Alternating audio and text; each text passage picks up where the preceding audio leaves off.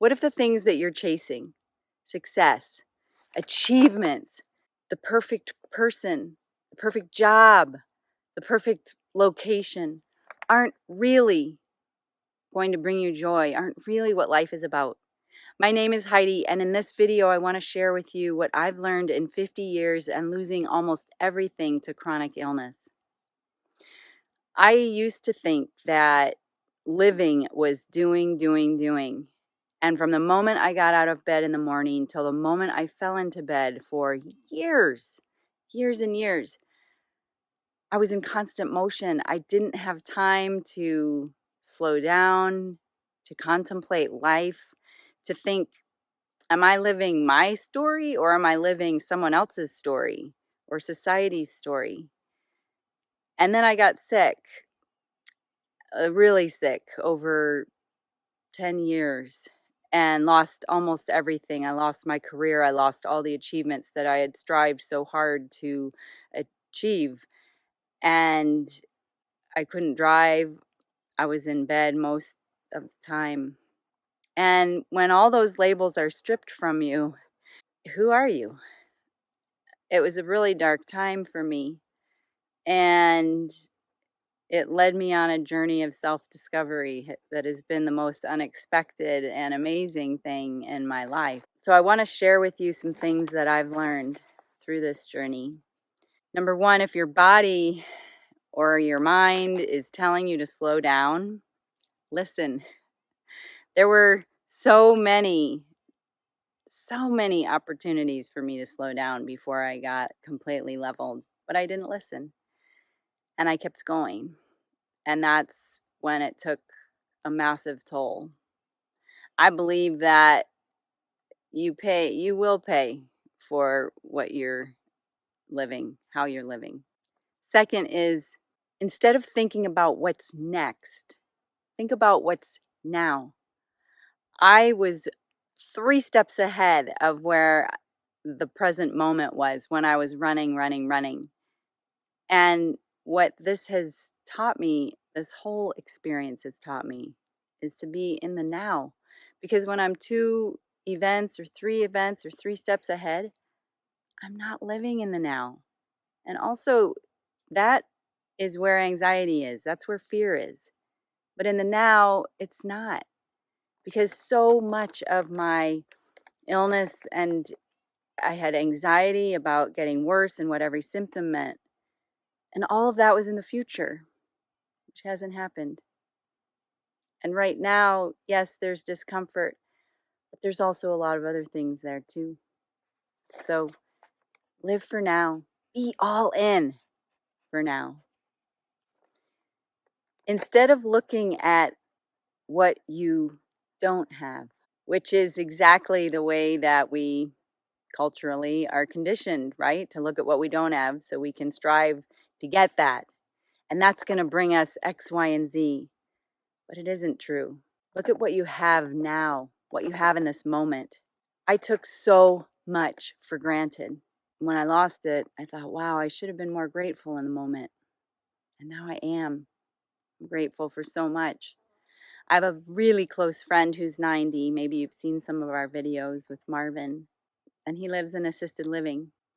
And he tells me about the people with Parkinson's. We're just getting a meal or a fork to their mouth is so huge, and it's exhausting, and it's so hard. When's the last time you thought about eating, being present for a meal, and thinking about the gift of being able to pick up food with your fork and bring it to your mouth with ease? We don't think about what we have until it's gone. But have gratitude. Look at the abundance that we all have, no matter what your situation is. I couldn't see anything but my illnesses. They were so consuming. I didn't realize that I had so much to be grateful for all around me until I started to kind of go through this journey. And I had a roof over my head. I had healthy food. I had a wonderful, cozy bed and a partner who cares and a dog who's amazing. There's a lot, but you got to slow down to realize it, to look around, to look inside and see what's there. Don't wait until it's the right time or the right job or the right partner or the right situation. Do the thing now. If you get that stirring inside of you, listen to it. It's there for a reason. I thought I had to wait until I was healthy to experience joy. And the reality is, I'm healthier, but I may never be rid of all the things that I'm dealing with. That doesn't mean I can't enjoy life now. I can't get out now. I can't move. I can't do things. I can. So often we wait for the perfect whatever to do the thing, and then it passes us by, and that becomes a habit, and we keep waiting. We let that one go. We let that one go. We contemplate. We overthink. We overanalyze.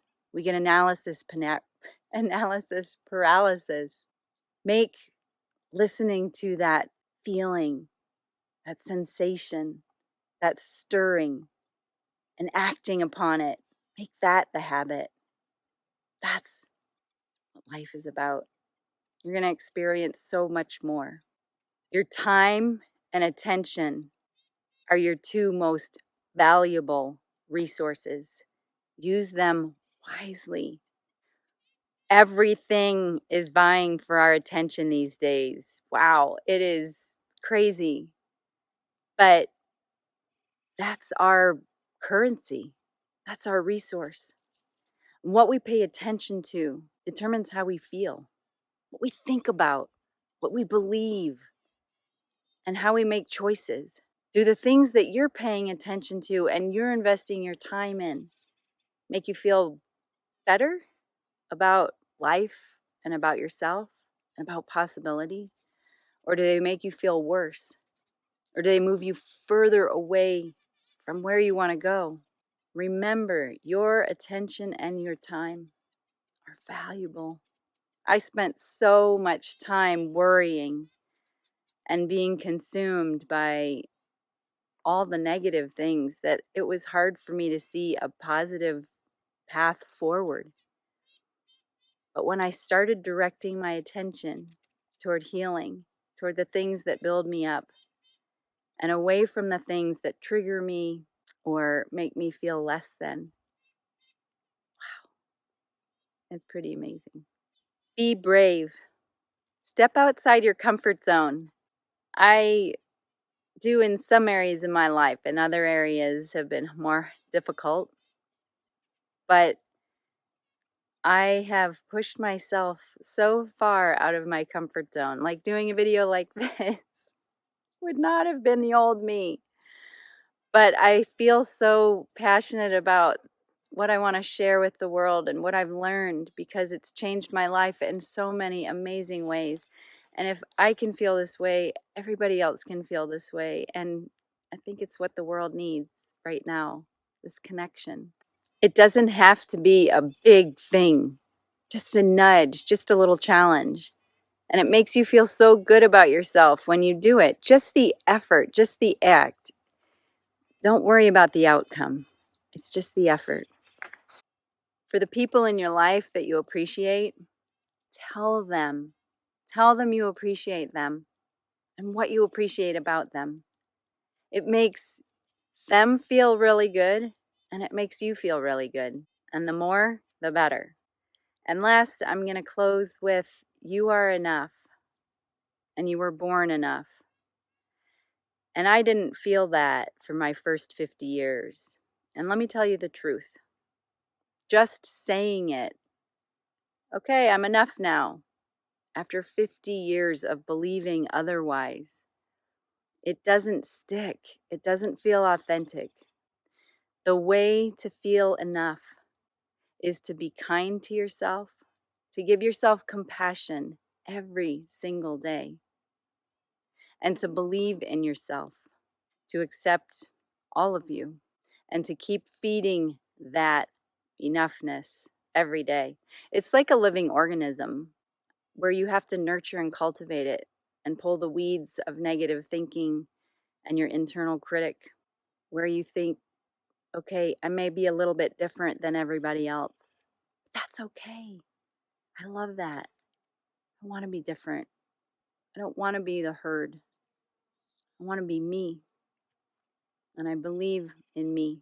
So do something kind for yourself every single day. And while you're at it, do something kind for someone else. I hope these have been helpful for you. They've changed my life in every way and my relationships. Thanks so much for watching. I'll see you in the next video. Have a great day.